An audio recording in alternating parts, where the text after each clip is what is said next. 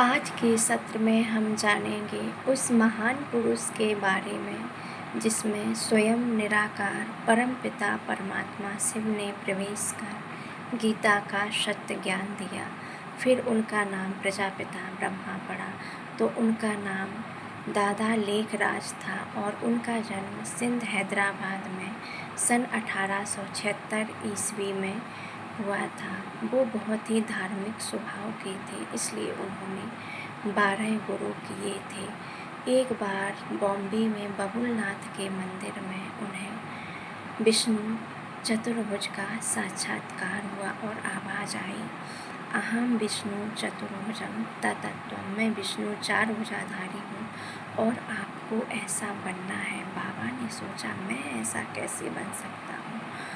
फिर एक दिन बाबा को महाविनाश का साक्षात्कार हुआ। बाबा ने देखा कि महाप्रलय, अर्थक्वेक, आंधी तूफान, बहुत ज़्यादा बारिश, बाढ़ आई हुई है, सब कुछ विषैला विषैला हो गया है।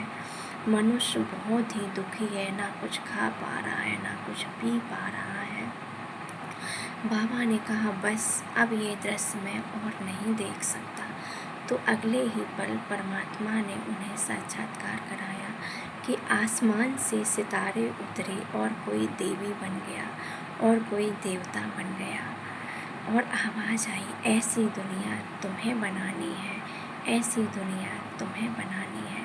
बाबा ने कहा, मैं ऐसी दुनिया कैसे बना सकता हूँ।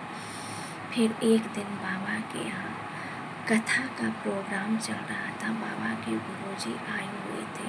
बाबा कथा के बीच से उठकर अपने कमरे में बेड पर जाकर बैठे। बाबा के पुत्र वधू ने देखा कि बाबा ने ऐसा कभी नहीं किया। बाबा तो इसे गुरु का अपमान समझते थे। तो वो जाकर देखने लगी तो उसने क्या देखा कि बाबा के शरीर से लाल प्रकाश की किरणें निकल रही हैं। थोड़ी ही देर में बाबा ने आंखें खोली और बाबा कुछ ढूंढने लगे।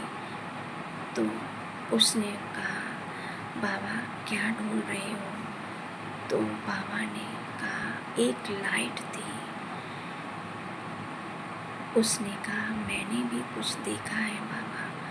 तो बाबा ने उससे पूछा, बताओ। तो उसने कहा, 3 शब्द उच्चारण हो रहे थे, निजानंद स्वरूपम शिवोहम शिवोहम, ज्ञान स्वरूपम शिवोहम शिवोहम, प्रकाश स्वरूपम शिवोहम शिवोहम।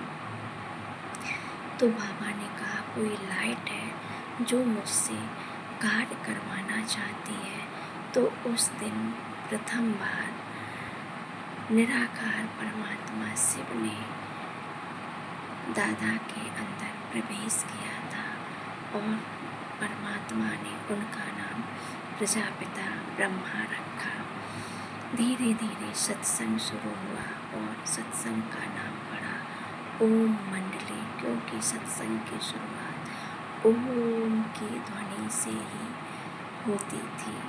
धीरे धीरे परमात्मा का ज्ञान बढ़ने लगा, क्योंकि बाबा प्रवेश करने लगे और ज्ञान देने लगे। पहले बहुत ही कम लोग आते थे, लेकिन धीरे धीरे उनकी संख्या बढ़ने लगी और आज सारे विश्व में 140 से भी अधिक देशों में बाबा का ज्ञान फैला हुआ है, जिसे प्रजापिता ब्रह्मा कुमारी संस्था के नाम से जाना जाता है। तो आइए हम सब भी बाबा के इस महान परिवर्तन के कार्य में उनकी मदद करें, क्योंकि वो हमारे पिता हैं, हम उनके बच्चे हैं। बाबा चाहे तो 1 सेकेंड भी नहीं लगे और परिवर्तन हो जाए, स्वर्ग आ जाए। लेकिन है ना, बाप अपने बच्चों को आगे अच्छा कार्य करते हुए देखना चाहते हैं। तो बाबा ये महान कार्य भी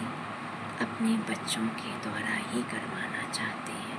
तो बाबा के, भगवान के इस कार्य में हम उनकी मदद करने का दृढ़ संकल्प लें।